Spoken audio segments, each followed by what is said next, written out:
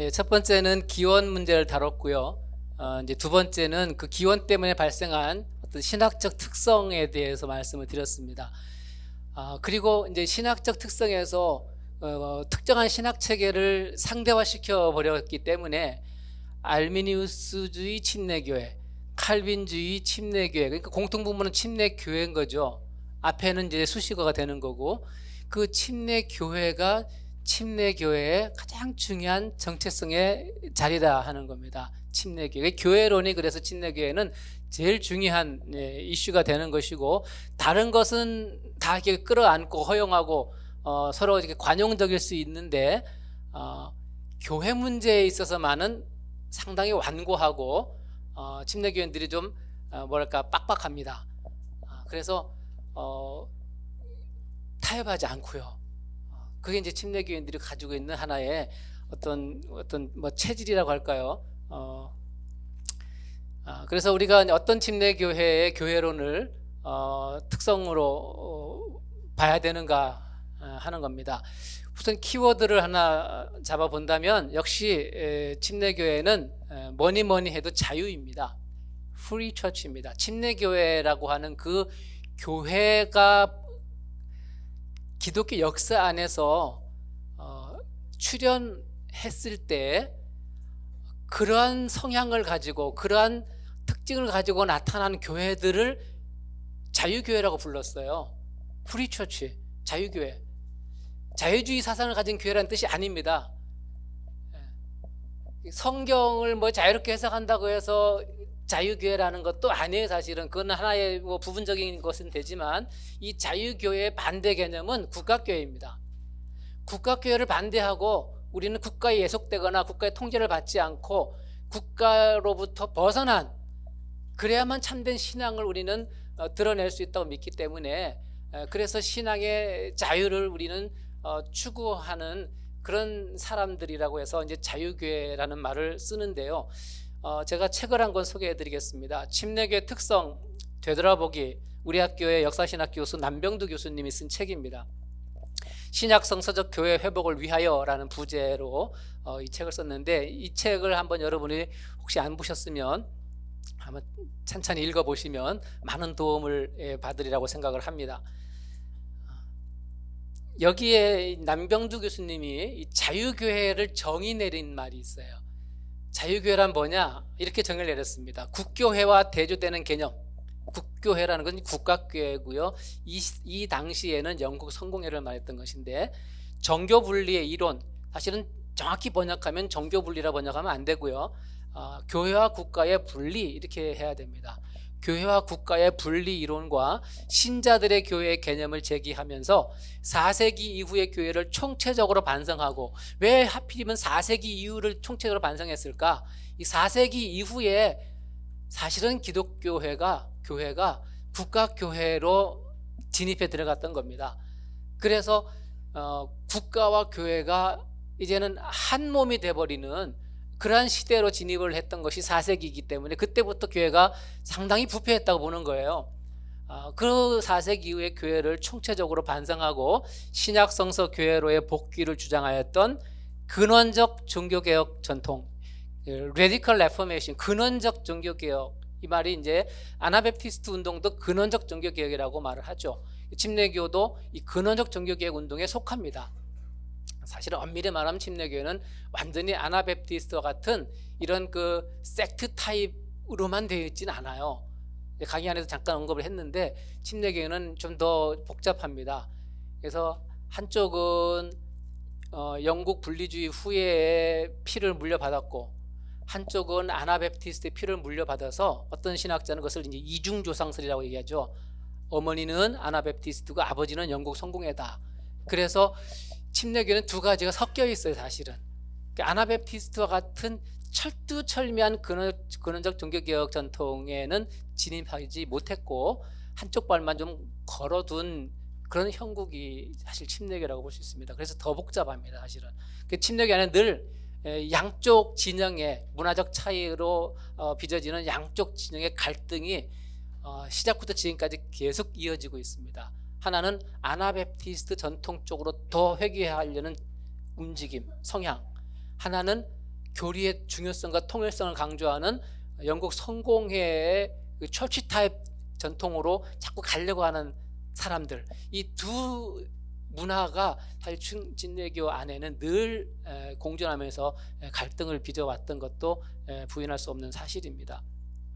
이 자유교회라고 하는 것이 이제 침례교가 내세우고 있는 중요한 교회론적 가치입니다. 이 자유라고 하는 말을 저는 이 월터 셔든이라는 사람이 쓴 베프티스트 아이덴티티라는 책에서 침례교 정체성으로 번역이 되어 있습니다.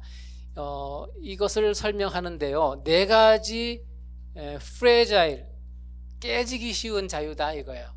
침례교인들이 특별히 강조하는 자유가 4개가 있는데 이 4개는 잘 깨진다는 거죠. 안에서 포기하고 밖에서는 그걸 파괴하려고 하는 그런 세력들이 있다, 그런 얘기를 합니다. 그리고 이러한 4개의 자유, 침례교의 원리는 지금도 여전히 우리에게 필요하다, 아직도 실현된 적이 없다, 이런 얘기를 이분이 여기서 하고 있습니다. 무엇을 말했는가? 4가지로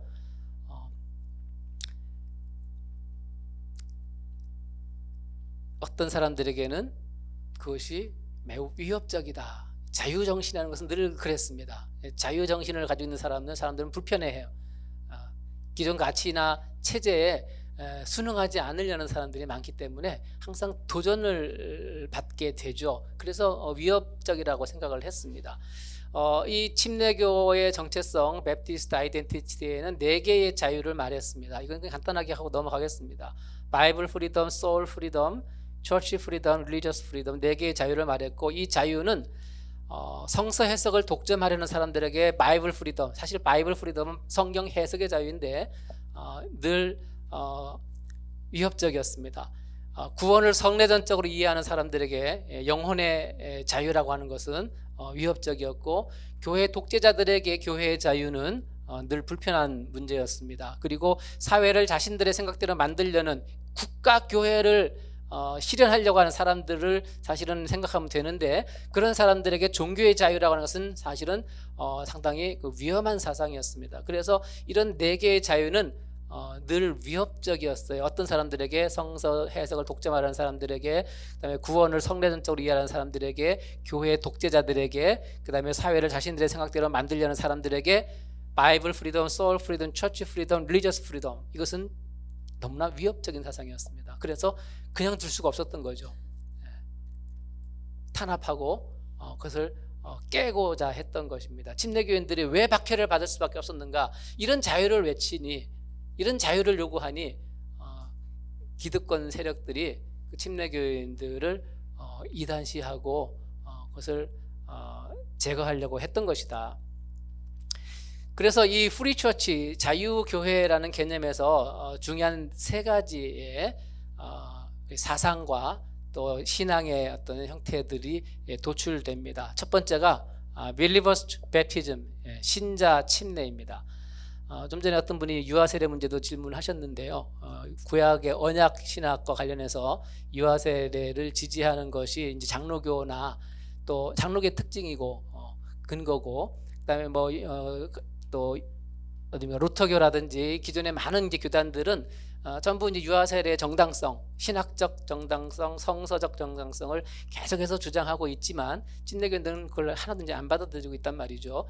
그래서 유아 세례와 신자 침례가 사실은 침례교인들을 가장 힘들게 만들었던 문제입니다. 신자 침례를 주장하는 것이 왜 그렇게 문제였는가? 국가 이데올로기를 비판하는 것이었습니다. 그 당시 유아 세례를 받는다고 하는 것은요, 국가와 교회가 하나 된 시스템 속에서 국가 교회를 거부하는 행위였어요. 국가의 이데올로기를 반대하는 거예요. 그럼 어떻게 합니까? 국가의 힘이 그냥 두겠습니까? 잡아다가 가두죠. 화형시키죠. 그런 문제였습니다. 반공 체제가 우리에게는 아직까지 익숙하고 과거에는 더 심했잖아요. 반공, 멸공. 그때 나는 공산당이 좋아요 라고 제가 말한다면 저는 쥐도 새도 모르게 아마 어디론가 끌려갈지도 모르죠. 그런 거였어요. 국가의 체제와 국가의 이데올로기를 비판하고 반대하는 것이 바로 유아세례를 거부하는 것이었고, 그 유아세례를 거부해야만 했던 것이 침례교인들이었어요. 침례교인들이 왜 신자 침례를 그렇게 중요하게 생각했고 강조했는가? 교회 때문이에요. 교회가 참다운 교회가 되기 위해서. 그럼 유아 세례를 하면 교회가 참다운 교회가 아닌가? 그게 참 대놓고 제가 비판하기는 좀 안 된 말이지만 그렇다. 유아 세례를 인정하고 그것을 주장하는 교회들은 교회관이 달라져 버려요. 교회는 에클레시아, 세상으로부터 불려나온, 예수 그리스도를 통해서 불려나온 사람들의 모임, 신자들의 모임, 신자들의 교회, 이게 교회란 말이죠. 그런데 유아 세례를 주기 시작하면서부터는 그런 교회가 불가능한 거예요. 그래서 교회의 머리는 그리스도시고 우리는 그의 지체다라고 말했는데, 성경에서는 유아 세례를 주장하거나 인정하는 교회에서는 우리의 그 몸을 혼합된 몸이라고 생각해요. 혼합된 몸이라고 주장을 합니다. 그렇게 교회론을 정립해 버렸어요. 뭐가 혼합되어 있느냐? 믿는 자와 믿지 않는 자가 혼합되어 있는 게 교회다. 완전히 교회론이 달라져 버렸어요. 그래서 우리가 유아 세례를 반대하고 신자 침례를 주장하면서 사실은 침례교인의 정체성을 갖기 시작했습니다.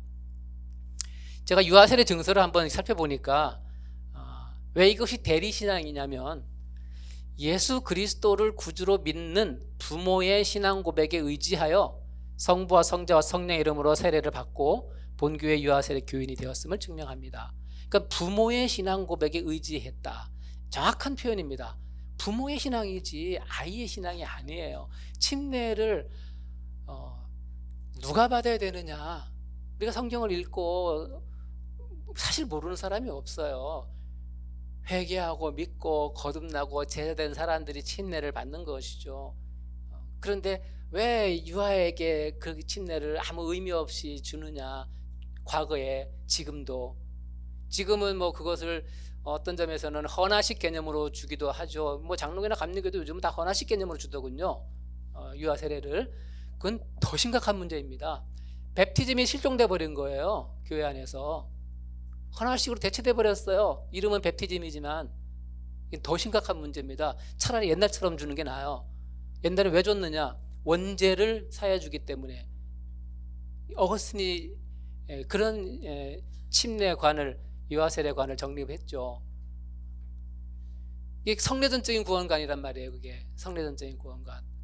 그것을 깨고 나온 것이 종교개혁자들이었는데 교회론에서는 그것을 못 깼어요. 구원론에서는 깼지만. 그래서 교회론이 미진한 거예요. 그래서 좀 더 철저하게 개혁해야 된다, 근원적으로 개혁해야 된다, 신약성경적으로 돌아가야 된다라고 외쳤던 사람들이 프리 처치, 자유교회 전통에 속해 있는 사람들입니다. 그러니까 장로교나 감리교나 다른 교단 사람들과 근본적인 패러다임이 다른 거예요. 교회론에 있어서. 특수침례교회가 1644년에 신앙고백서를 만들어냈는데 그 특수침례교인들은 전부 칼빈주의자들이란 말이에요. 그 신앙고백서를 쭉 살펴보니까 웨스트민스터 신앙고백 거의 또 일치해요. 개혁교회의 신앙고백을 거의 갖다 뵙겠다는 얘기죠. 그런데 교회론 부분은 완전히 달라요. 그게 침례교입니다. 다른 건 다 베끼고 비슷해도 교회론은 완전히 침례교적인 그 특징을 그대로 보존하고 있었습니다. 제가 동영상을 하나 좀 볼 건데 좀 우스운 장면이 나오더라도 좀 이해하시고, 제가 뭐 이걸 뭔가 이렇게 좀 비난한다는 의미로 하는 건 아닙니다. 이게 유아 세례가 어떤 의미가 있는지를 한번 보자는 겁니다.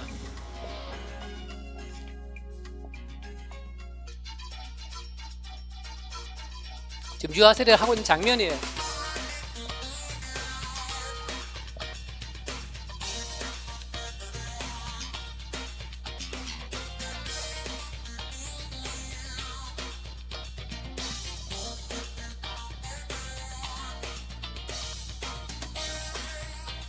우리는 좀 생소하죠. 유아 세례를 안 하니까.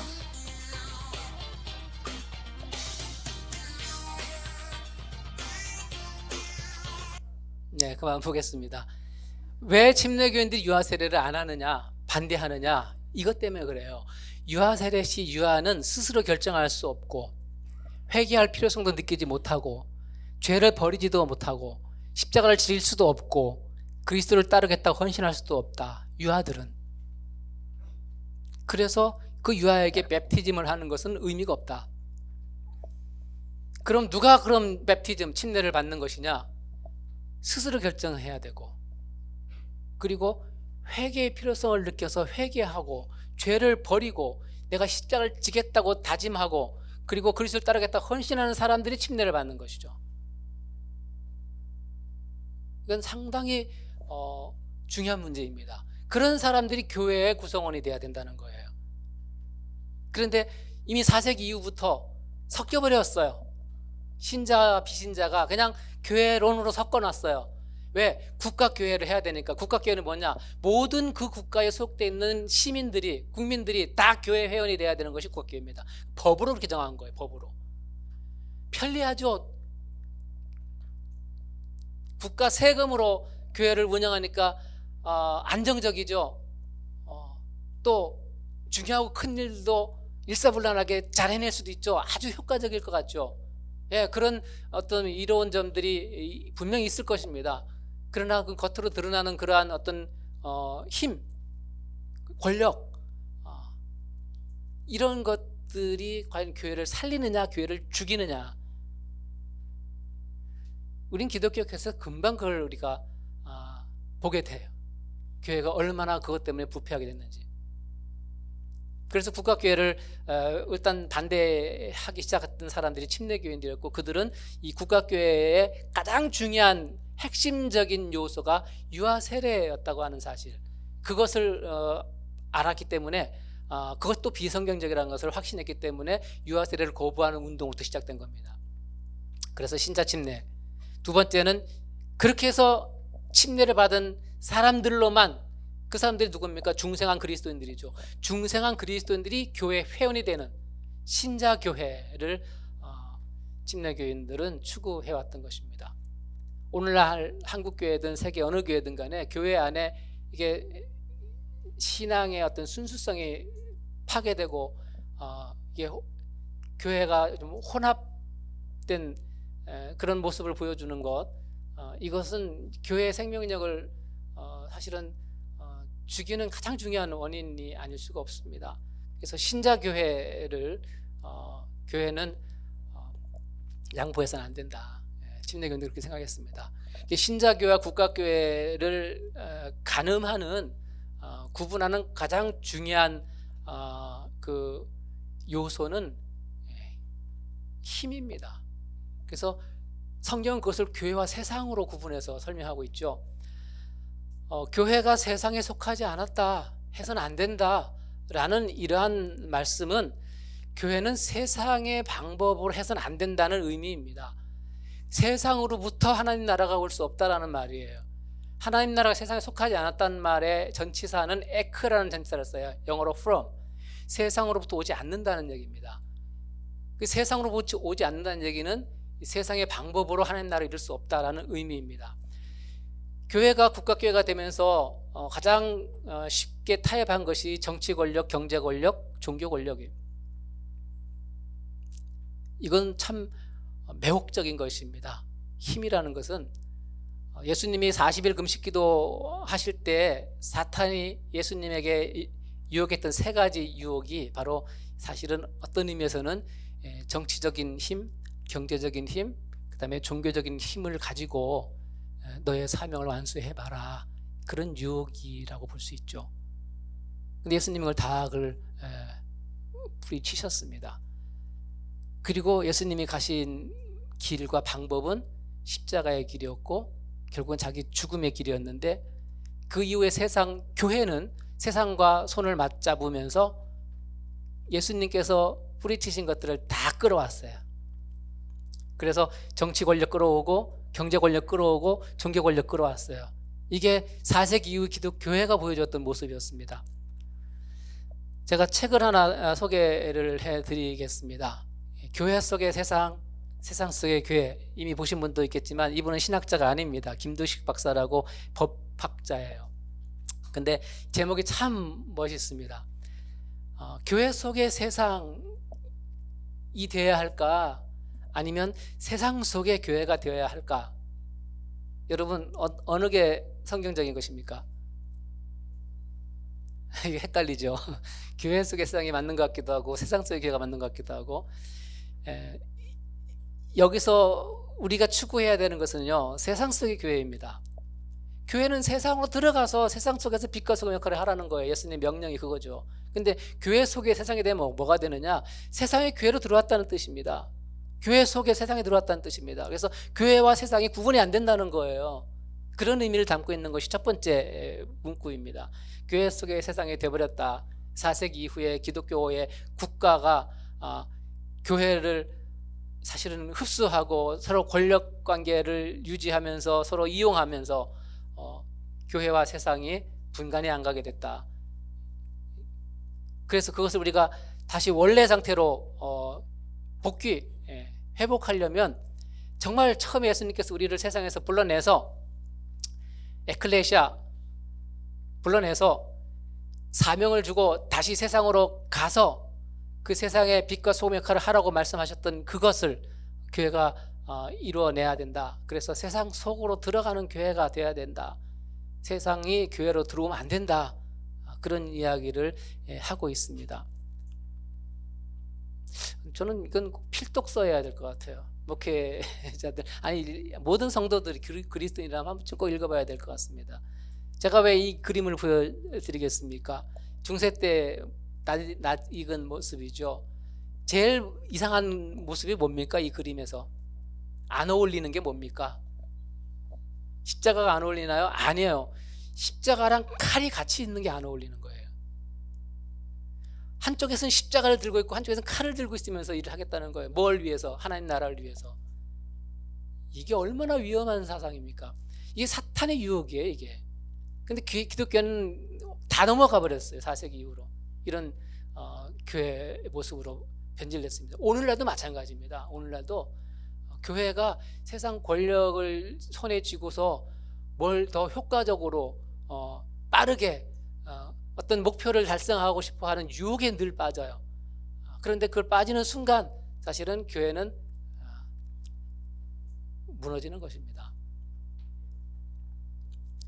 그래서 이 십자가와 칼이 같이 있어서는 안 된다. 그게 바로 교회와 국가의 분리를 우리가 외치는 것입니다. 우리가 결혼식 할 때는 하나님이 짝지어 주신 것을 사람이 나눌 수 없느니라 그랬잖아요. 여기서는 이렇게 말을 해야 됩니다. 하나님이 나누어 놓은 것을 사람이 합할 수 없느니라. 국가와 교회를 하나님 나눠 놓으셨어요. 가이사의 것은 가이사에게, 하나님의 것은 하나님에게 나눠 놓으셨어요. 그런데 그것을 확 섞어 놓는 것이 국가교회입니다. 윌리엄 턱이라는 사람이 이런 말을 했습니다. 침례교 선조들은 이 자유를 얻기 위해서 빈번하게 벌금형에 처해지고 시달렸으며 공개적으로 채찍질을 당했고 감옥에 갇혔다. 그리고 때때로 식민지로부터 추방되기도 했다. 로마 가톨릭과 개신교는 둘 다 박해를 가했던 부끄러운 유산을 가지고 있다. 사실은 참 아이러니한 것이요, 유럽에서 이제 종교 신앙의 자유를 찾아서 신대륙을 향해서 다들 떠났습니다. 청교도들이 떠나고 또 분리주의자들 떠나고 침례교인들도 떠나고, 그래서 이제 신대륙에선 정말로 신앙의 자유를 만끽할 수 있는 그런 세상을 만들고 싶어 했는데, 그 신대륙에서 동병상련 똑같은 마음으로 넘어온 사람들이 또 다른 사람들을 박해하기 시작합니다. 거기서 침례교인들은 또 그 회중교 교인들에 의해서 박해를 받아요. 그래서 로저 윌리엄스 침례교 최초의 선구자였던 로저 윌리엄스는 로드 아일랜드로 피신해 도망가고, 거기에 이제 프로비던스의 첫 번째 교회를 세운 것이 1639년도 미국 최초의 침례교로 알려져 있죠. 프로비던스 침례교회. 왜 그는 박해를 받고 피하고 도망가야만 했고, 누군가는 왜 그를 또 잡으려고 했는가? 여전히 신대륙에서도 국가교회를 하고 싶어 했던 거예요. 그게 안 변한 겁니다. 회중교회와 침례교회의 가장 중요한 차이점, 회중교인들도 뭐 회중정체를 선호하고 뭐 다 하지만 여전히 그들은 국가교회를 하고 싶어 했던 사람들이었고, 침례교회는 그 국가교회를 해서는 안 된다고 믿었던 사람들이었습니다. 그 엄청난 차이가 있는 거죠. 그래서 이중분리가 불가피했던 겁니다. 1차 분리해서 회중교인들이 됐는데 왜 거기서 머무르지 못했느냐? 거기서 머무는 것은 침례교인들이 가장 중요하게 생각했던 국가교회를 벗어날 방법이 없는 거예요. 그들은 계속 유아세례를 하면서 국가교회를 만들려고 했던 사람들이었죠. 또 떠날 수밖에 없었어요. 그래서 침례교인들은 바로 국가교회를 반대하고 유아세례를 반대하는 것 때문에 결국은 또 이중 분리를 할 수밖에 없었다. 혹시 기회가 되신다면 검색하셔서 이 영화를 한번 보시기 바랍니다. 아마 그냥 인터넷상에서는 안 되고 사야 될 거예요. 이 DVD를. 더 레디컬스라는 제목의 이 아나베프티스트의 일대기를 그린 영화입니다. 그 중에서 이 주인공이 바로 마이클 세틀러인데 이런 말을 합니다. 대사에 세상의 권위와 하나님의 권위를 섞어 짜기 때문에 교회는 부패한다. 침례가 뭐냐? 침례는 우리가 세상의 왕국으로부터 떠난다는 것을 의미하는 것이 침례다. 철저하죠. 이런 사람들의 교회관은 정말 철저한 근원적 교회관이죠. 예수님의 초기 제자들이 보여주었던 그런 교회 모습들 그대로 다시 재현하려고 애썼던 사람들이 바로 아나베프티스트입니다. 자, 세 번째는 이제 회중정체입니다. 우리 침례교인들이 너무 익숙한 그런 회중주의 사상입니다. 장로 체제나 감독 체제와는 이제 반대되는 그런 개념입니다. 사실 회중 정치 혹은 장로 정치 혹은 감독 정치 무슨 얘기입니까? 결과적으로는 하나의 문제입니다. 교회의 권위가 누구 손에 있느냐의 문제예요. 의사결정권을 누가 하느냐, 가지고 있느냐. 회중 전체가 하느냐, 아니면 소수의 어떤 사람들이 하는가, 아니면 누군가가 혼자 하는가, 이런 문제입니다. 그래서 침례교인들이 왜 회중 정치를 할 수밖에 없었는가? 사실 침례교의 신앙의 어떤 원리들을 살펴보면은 전부 개인의 그 체험을 강조하고 또 개인의 인격적인 결단을 존중하고, 그래서 믿고 신앙 고백하는 사람들이 침례를 받고, 그렇게 침례 받은 사람들이 교회 회원이 되고, 그래서 전신자 제사장직 사상이 교회로 인해서 그대로 실현되게 하기 위해서 노력했던 사람들이 침례교인들이에요. 루터나 장로교의 그 초기의 지도자들, 지금도 마찬가지지만 전신자 제사장이라는 사상은 구원론에서만 실현됐지 교회론에서는 적용되지 못했다. 그런데 그것을 교회론에까지 끝까지 철저하게 접목했던 결과가 바로 회중 정치 체제로 정착되는 것이다. 그래서 모든 사람이 교회 회원들이 이런 회중의 의사결정권을 갖는 그런 개혁의 한 모습입니다. 모든 그리스도인은 세상과 하나님 사이를 화목하게 하는 복음의 제사장이다. 이게 전신자 제사장이라는 말의 의미라고 할 수 있습니다. 제사장의 역할은 화목케 하는 거거든요. 근데 세상과 하나님을 화목하게 하는 역할을 누가 하느냐?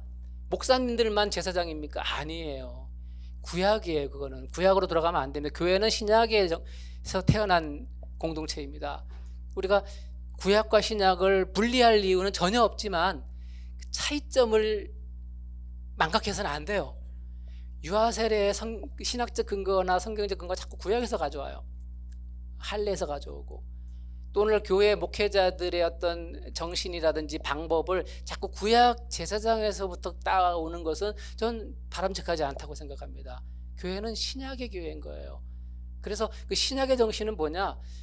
하나님을 만날 수 있는 길을 예전에는 제사장이 대표로 만났지만 1인 체제였지만 이제 신약은 모든 회중들이 만날 수 있다는 거예요.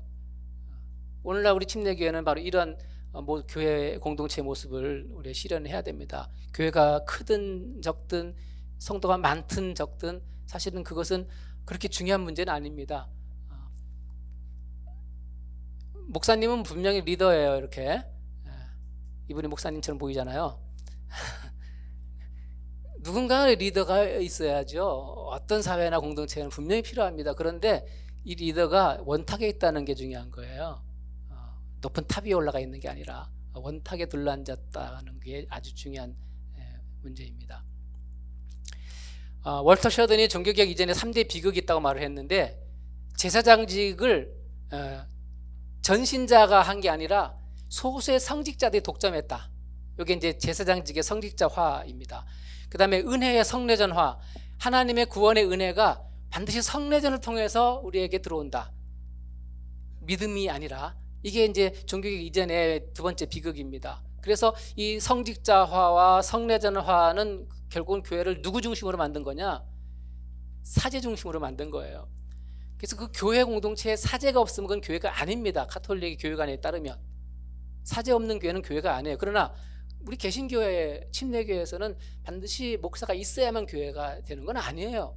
믿는 자들이 모이면 그 공동체가 교회인 거죠. 그 중에서 이제 어떤 사람들을 우리가 목사로 위임을 하고 또 전문적인 훈련과 헌신을 가지고 그 사역을 하는 것이지, 교회 구성원의 하나에 사실은 지나지 않는 더 많은 책임을 지고 있는 하나의 구성원이다라는 겁니다. 그리고 이제 교회가 제도화됐다 하는 것이 종교개혁 이전의 3대 비극이라고 말했습니다. 이 제도화는 어느 정도는 불가피한 요소가 있습니다만은, 그러나 너무 지나치게 제도화되고 이 사제 직분들이 계급화되고 또 너무 형식화돼 버리면 교회의 참된 생명력을 잃어가게 된다는 것은 역사적으로 우리가 받은 교훈이 있습니다.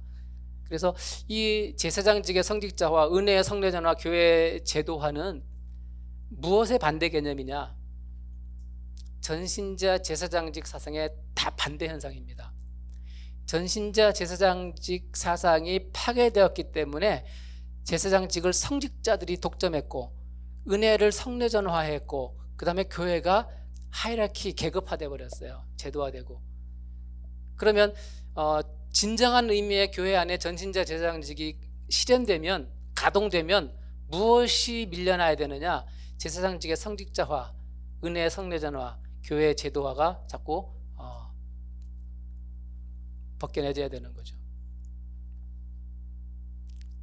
침례교회가 다른 교단과 조금 다르다라고 생각하는, 일반적으로 느껴지는 것 중에 하나가 좀 이런 부분이 있어요.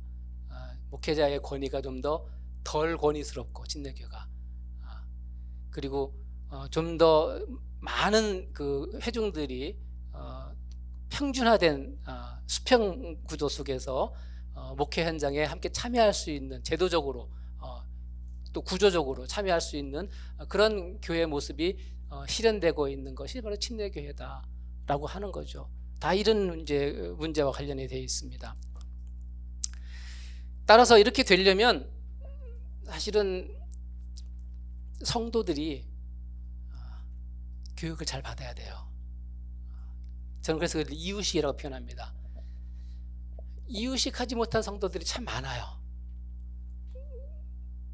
사람은 이유식을 하기 때문에 스스로 이렇게 독립해서 살아갈 수가 있는 거죠. 한동안은 부모 밑에 전적으로 의존해서 살다가 이제는 부모를 떠나죠. 그래서 독자적인 인생을 살아가는 것은 이유식의 결과입니다. 근데 신앙의 이유식이 안 이루어져요. 30년 40년 교회에서 그렇게 열심히 신앙생활을 했는데도 언제나 이렇게 의존적이에요. 목회자에게. 그거는 교육을 우리가 잘못해서 그래요. 성도가 온전하게 되게 하는 게 교육의 목적이죠. 또 직분자의 사명이 그런 것입니다. 성도들을 온전하게 만들어주는 거예요. 온전하게 된다는 것은 성숙한, 자립하는 그리스도인이 되게 만들어준다는 거죠. 자식이 성장하면서 부모한테 막 대들고 부모 말 안 듣고 할 때 좀 마음이 많이 아프죠. 부모 입장에서는. 괘씸한 놈, 내가 지를 어떻게 키웠는데, 이런 서운함이 들지만 그렇게 못하면 그건 더 심각한 거예요. 죽을 때까지 부모한테 이렇게 치맛바닥에 묻혀서 어른아이처럼 살아가는 것을 원하지 않는다면 빨리 부모를 심리적으로나 경제적으로나 정신적으로 독립하게 되는 게 오히려 축하할 일이죠. 교회 안에서 우리가 신앙 생활하는 공동체 안에서 과연 그것이 가능할 수 있을까? 가능해야 된다는 거예요. 그래야 회중 정치가 실현돼요.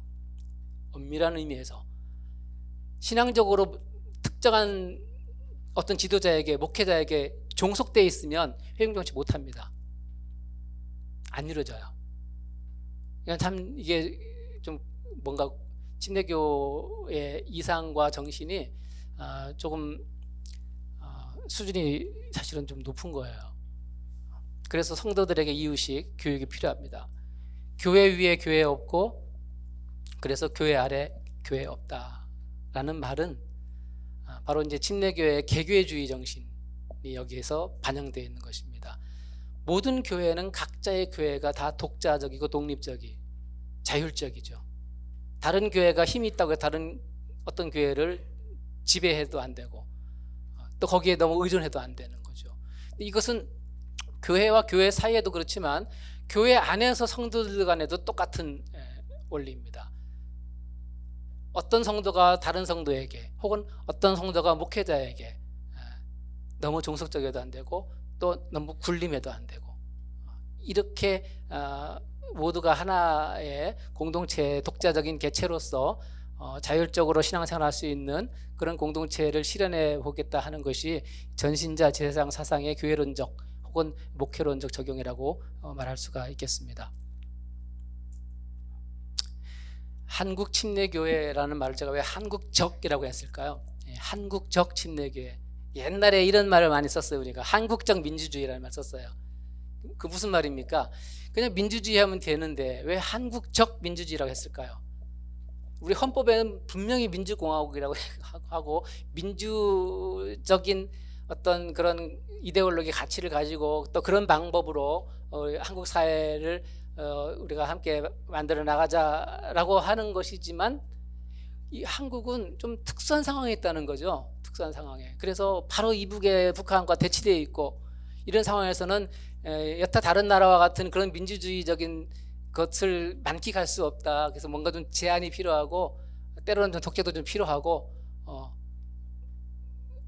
뭐 이런 뭔가 이렇게 조금 다른 환경의 어떤 특수성을 염두에 두고 고려해서 그 민주주의를 약화시키는 것을 정당화하는 거, 이게 한국적 민주주의의 한국적이에요.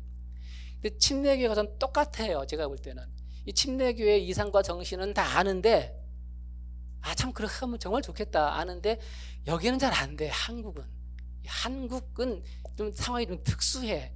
워낙 장로교 터밭이 너무 넓고, 또 유교의 가부장적인 그런 그 제도와 관습이 너무 우리 깊이 뿌리 박혀 있고, 남녀 평등이 아니라 이제 남성 우월주의적인 문화가 지배하고 있고, 그러니 우리가 침례교회이긴 하지만 아직은 좀 과도기로 가고 있는 한국적 침례교회, 이 정도로 해서 좀 우리가 잘못하더라도 좀 이렇게 좀 이해해라. 뭐 이렇게 스스로의 침례교적이지 못한 것을 정당화하는 그런 모습들이 간간히 보이는 것 같아요. 한국적 침례교회를 우리가 벗어나야 된다. 한국적을 떼야 된다. 그럼 한국적 침례교에서 가장 심각한 문제가 뭐냐? 두 가지죠. 독재, 이기주의입니다. 사실은 이기주의와 독재는 회중 정치 체제가 가지고 있는 약점이에요. 회중주의를 하면은 독재하기가 참 쉬워져요. 오히려. 그래서 민주주의를 표방하면서 미성숙한 시민들이 모여있는 사회는 독재하기가 제일 쉬워요. 오히려. 침례교도 마치 그런 좀 부작용들이 많이 나타나고 있다. 그리고 이기주의를 벗어나지 못하면, 개개주의가 침례교의 상당히 중요한 정신이죠. 그거 우리가 포기하면 안 되는 겁니다. 한국 교회가 자꾸 한국 교회를 진단하면서, 한국 교회 문제를 진단하면서 이 개교주의가 문제입니다라고 말하는 사람들이 많은데, 그것은 정확하게 표현해야 돼요. 개교주의가 문제가 아니에요. 개교의 이기주의가 문제인 거예요. 우리는 개교주의를 포기하는 순간 침례교회 정체성 잃어버리는 거예요. 뭐 개교주의를 포기하면 뭐 총회가 장악할 겁니까? 교회들을 통제할 겁니까? 명령할 겁니까? 지시할 거예요? 안 돼요. 그렇게 해서는 안 되는 거죠. 개교주의는 끊임없이 그건 갈고 닦아져야 돼요. 그건 잘 살아나야 돼요. 그런데 그 개교주의가 잘못 발휘가 되면 이기주의가 돼버리고 말아요. 우리 교회만 하나 잘 되면 그만이다. 다른 교회는 어찌됐든 상관없다. 이런 것이 개교주의가 갖고 있는 약점이죠. 그래서 자꾸 교회를 키우고 싶어 해요. 커지고 싶어 하죠. 왜? 많은 일을 해야 되니까. 그래서 커지고 싶어서 이렇게 큰 교회 하나가 많은 일을, 큰 일을 하기 때문에 다들 이 커지겠다고 하는 데에 대한 이의가 없어요. 근데 커지면 어떤 일이 벌어지느냐면 이 작은 하나가 다른 걸 다 먹어버려서 커지는 거예요. 실제로 그렇습니다. 기형이 되는 거죠. 큰 틀에서 보면은. 그래서 작은 것 10개가 같이 협력해서 큰 교회 하나가 하는 일을 해내는 것이 가장 이상적입니다. 침례교는. 그것이 더 성경적인 방법이라고 저는 생각합니다. 그래서 교회들이 예수 그리스도의 몸의 지체라고 비유를 한다면 어떤 지체는 눈의 역할을 하니까 더 큰 일을 하죠. 어떤 지체는 뭐 손톱의 역할밖에 못할지도 몰라요. 그러나 그것도 꼭 필요한 일이죠. 그러니까 우리가 각자 처해 있는 환경 속에서 각자가 자기 역할을 충실하게 해내서 그것이 하나로 연결돼서 합력해서 그리스도의 몸이 이루어지는 것이 이상적이고 바람직하다. 근데 자꾸 이렇게 한쪽이 그걸 흡수해 가버리면 다른 건 이제 죽게 되죠. 지금 한국 침례교회가 극복해야 될 제일 큰 시급한 문제 중에 하나는 그 개교의 이기주의를 극복해야 된다. 내 교회만 키우면 된다라는 생각 때문에 사실은 내 교회는 클지 모르지만 다른 교회가 죽어요. 그러면 그것은 그리스도의 몸이 아니에요.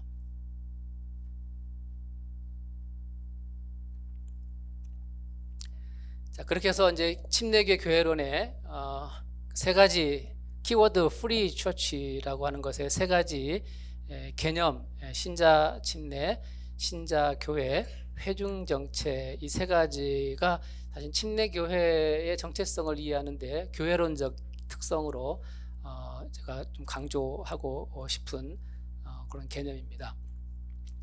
자, 다시 이제 앞으로 돌아왔습니다. 그래서 제가 BBC라고 했는데 이 BBC를 이제 기억에 남겨 두시면 좋겠습니다. 침례교의 특징을 바이블입니다.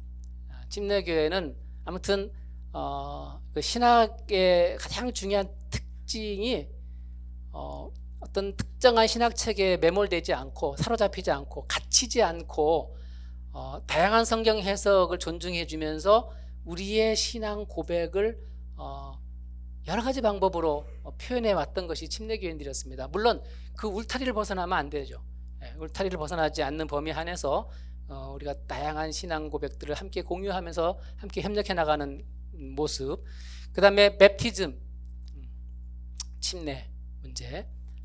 교회가 교회되게 하는 데서 첫 단추는 맵티즘에 있습니다. 그리고 이제 처치, 침례교회의 세 가지의 정체성의 특징을 말한다면 저는 바이블, 맵티즘, 처치 이 세 가지로 압축해서 좀 설명을 할 수가 있겠습니다. 그래서 바이블은 아까 말한 대로 이 신조주의, 크리달리즘을 다양한 컨페션, 신앙 고백으로 표현해내고, 그 다음에 인펀 맵티즘, 유아 세례는 신자들의 빌리버스 맵티즘으로 구현해내고, 처치, 스테이트 처치는 프리 처치, 자유교회로 드러내는 이 세 가지 바이블, 맵티즘, 처치, 이게 침례교회의 가장 중요한 특성을 반영한 그런 개념이라고 생각을 합니다.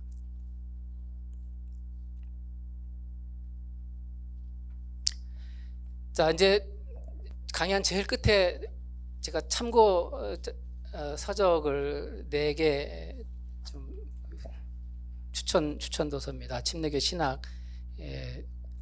그러니까 지금 제가 설명드렸던 내용들을 좀 더 풀어가지고 설명을 해놓은 것이 이제 이 안에 담겨 있습니다. 자, 그리고 이제 두 번째는 이제 최근에 나온 건데, 이것은 이제 침례교의 토파복이라는 단어가 좀 생소하시죠? 다들 오타 났냐고 물어보는데 오타 아닙니다. 사실 찾아보시면 이 텁다라는 말인데요, 삶을 켠다라는 의미가 있는데, 사실은 이제 구석구석 뭔가 찾아낸다는 의미로 쓰입니다. 침례교 신학을 여기저기 구석구석 뒤져가지고 찾아보겠다, 이제 그런 의미로 제목을 만들었습니다. 오늘날 침례교인들 간에 벌어지고 있는 다양한 신학 논쟁들을 1부에서 묶었고, 2부에서는 침례교의 신학, 조직신학이 어떠한 특징과 흐름이 있는지를 묶었고, 3부는 한국 침례교의 어떤 신학적 유산들의 내용들을 묶었습니다. 기존에 썼던 논문들을 이제 모아놓은 것입니다. 그래서 그런 쪽으로 좀 관심이 있으시면 참고하셔도 좋겠고, 아까 소개했던 남병두 교수님의 교회사 관점에서 들여다보는 침례교의 특성 되돌아보기, 이 책도 참고하시면 좋겠습니다.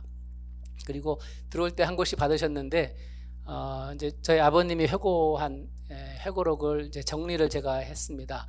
네, 이제